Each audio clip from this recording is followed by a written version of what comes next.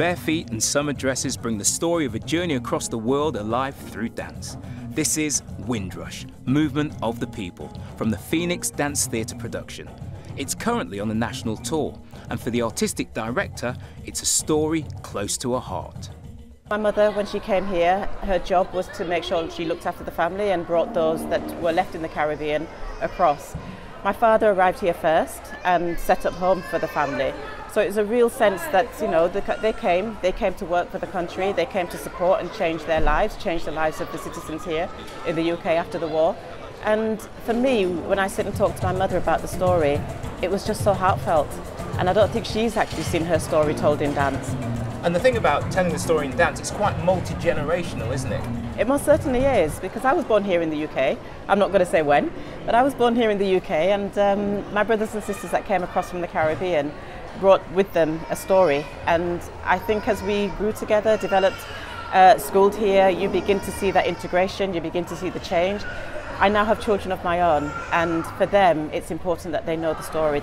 Sharon's retelling of that story is helping younger audiences understand the sacrifices made by their elders 70 years ago. It's part of a season celebrating the Windrush anniversary at the Midlands Arts Centre in Birmingham. It includes work by photographer Andrew Jackson, which asks a question about dual identity over the decades. They came here with a strong identity of Britishness. You know, they weren't immigrants, they were British citizens. And you know, they were socialised to see Britain as a motherland. They were educated through the British educational system. When they came to Britain, they were British in their minds. You know, when they went to the cinema, they played the national anthem, people stood up. When they came to England and they realised that nobody was standing up, they were shocked. From photography to dance to documentaries, generations today are playing their part in ensuring the Windrush story doesn't disappear in the future. Patrick Vernon, a filmmaker from Wolverhampton, has made a documentary about Eddie Martin Noble, who came to Britain from Jamaica. There were 10,000 of us by the end of the war that were in the Air Force, and 99.9% of us never went beyond the rank of sergeant.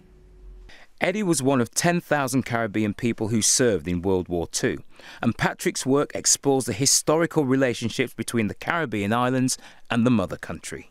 One of my favourite quotes about Eddie is that he says, "You cannot compel people to like you, but you can compel people to respect you." It's just great. He was angry, bitter, but charming at the same time, and in many ways he reflects the characteristics of that generation of working hard, tolerant, but also willing to challenge the system when required.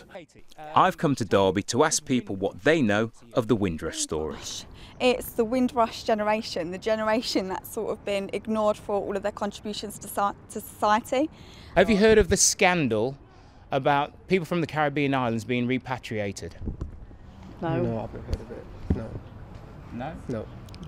I'm going to say Windrush. What comes to mind? Well, Theresa May and the debacle with the Windrush generation a few weeks ago. Lots of them are being deported because they're not being classed as British citizens, even though they are. Catherine Ross from Nottingham has documented Windrush journeys for her museum and collection. She's worked with teams from the British Library and the Victoria and Albert Museum to help educate future generations about the historic journey made. Every inch of a Caribbean's wall is covered in something.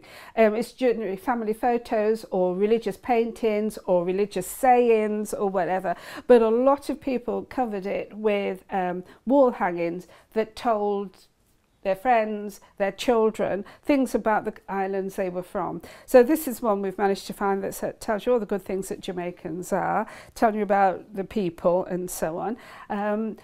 Over here, we laugh at this. One of the first things we sent home was Mrs. Beaton's cookbook, because a good Caribbean woman does not follow a cookbook recipe. No, not at all. Recipe Don't follow at no all. recipes. It's a bit you of just this dash it and in, a bit. just a bit of that, bit of that. Let's try a bit of that. Wow, it tastes great. That's right. But then when people back home wanted to see what English food was like, we sent them a copy of that.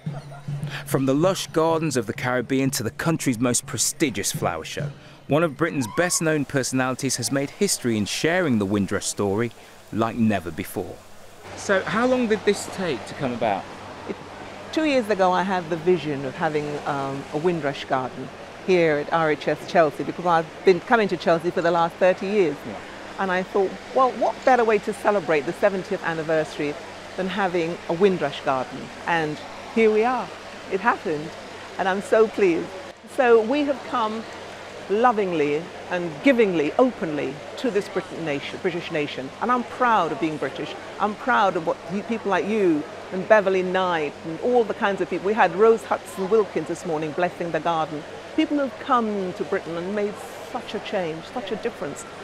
The garden is for them, a legacy for all of us, of all the things that we have done for Britain.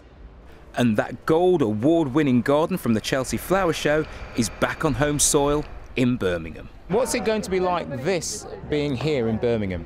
Well, we want to raise the profile of the Windrush generation and really what everybody has done to make Birmingham what it is, such a special city at the moment. And we want to raise the profile. So we're hoping to make people ask questions. That's why we've got all the school children's images around the display. And we really want to make people ask lots of questions and find out about what the Windrush was.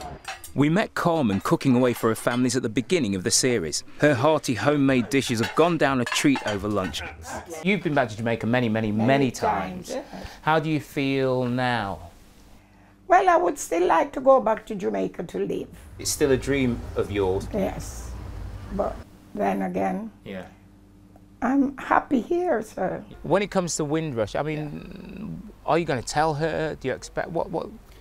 I have. We've tried to explain to Georgia, because my mum's very passionate about it as well, and I think that Georgia's at that age where she wants to understand, you know, not everybody's the same colour, and how did her mama get here, and just hearing like little Caribbean stories and songs.